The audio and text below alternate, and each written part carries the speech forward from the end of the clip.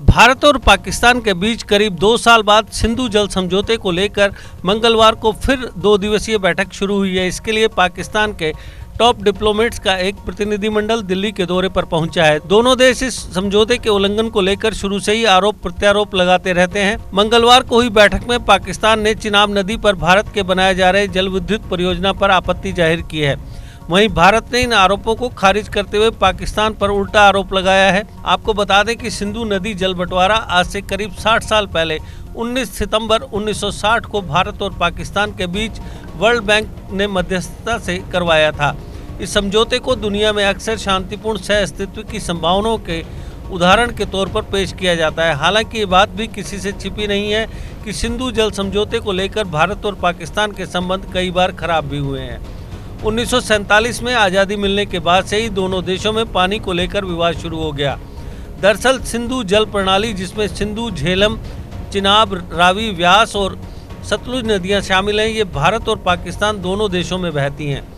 पाकिस्तान का आरोप है कि भारत इन नदियों पर बांध बनाकर पानी का दोहन करता है और उसके इलाके में पानी कम आने के कारण सूखे के हालात रहते हैं। पानी को लेकर दोनों देशों के बीच विवाद जब ज्यादा बढ़ गया, तब 1949 में अमेरिकी विशेषज्ञ और टेनेसी वैली अथॉरिटी के पूर्व प्रमुख डेविड लिलियनथल ने इसे तकनीकी रूप से हल करने का सुझाव दिया। उनके राय देने के बाद इस विवाद को हल करने के लिए सितंबर 1951 में वर्ल्ड बैंक के तत्कालीन अध्यक्ष यूजिन रॉबर्ट ब्लक ने मध्यस्थता करने की बात स्वीकार कर ली, जिसके बाद 19 सितंबर 1960 को भारत और पाकिस्तान के बीच सिंधु जल समझौता हुआ। इस संधि पर भारत के तत्कालीन प्रधानमंत्री जवाहरलाल नेहरू और पाकिस्तान के तत्कालीन राष्ट्रपति अयूब खान ने दस्तखत किए थे। 12 जनवरी 1961 से संधि की शर्तें लागू कर दी गई थी। संधि के तहत 6 नदियों के पानी का बंटवारा तय हुआ जो भारत से पाकिस्तान जाती हैं। समझौते में स्पष्ट किया गया है कि पूर्वी क्षेत्र की 3 नदियां रावी, व्यास और सतलज पर भारत का एक छत्र अधिकार है। वहीं पश्चिम क्षेत्र की नदियों सिंधु, चिनाब और झेलम का कुछ पानी पाकिस्तान को भी देने का समझौता हुआ।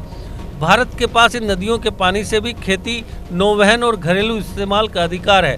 साथ ही भारत डिजाइन और ऑपरेशन के निश्चित मापदंडों के अधीन पनबिजली परियोजनाएं तैयार कर सकता है। 3 नदियों के कुल 16.80 करोड़ एकड़ फीट पानी में से भारत के हिस्से 3.30 एकड़ पानी दिया गया है, जो कुल पानी की मात्रा का करीब 20% है। हालांकि भारत अपने हिस्से का 93-94% पानी ही इस्तेमाल करता रहा है। सिंधु जल समझौते के तहत भारत और पाकिस्तान के बीच एक स्थायी आयोग का गठन किया गया था।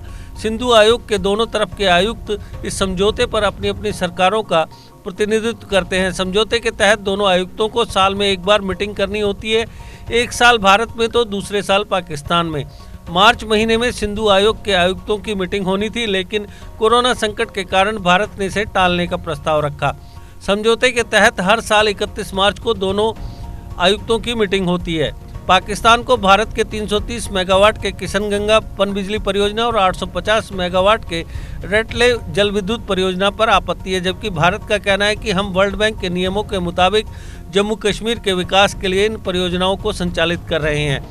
पिछले साल अगस्त की शुरुआत में ही वर्ल्ड बैंक ने पाकिस्तान को तगड़ा झटका देते हुए इस विवाद में दोबारा मध्यस्थता करने से इनकार कर दिया था।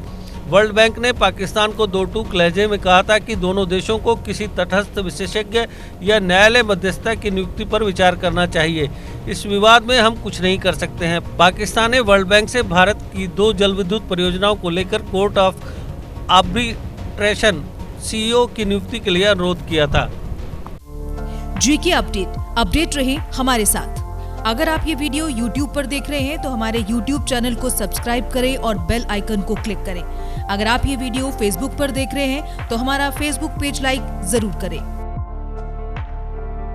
For advertisement please contact 7051091811।